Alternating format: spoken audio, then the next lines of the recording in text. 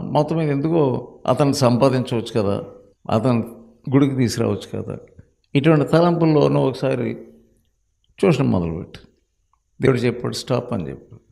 అవసరం లేదు. గమనించుకున్నాను. ఎందుకంటే ఉదయకాలం నేను ప్రార్థనకి వెళ్ళాలంటే అది డిస్టర్బ్ అయింది. ఉదయకాలం ప్రార్థన మానేసి ట్యూషన్ ఎలా చెప్తాను మనం? ఒకళ్ళు చేసుకోవాల్సి వచ్చినా ఏదో టగటగటగట కొంత చేసేసుకొని వచ్చి మళ్ళీ ట్యూషన్ పరిగెత్తాలి.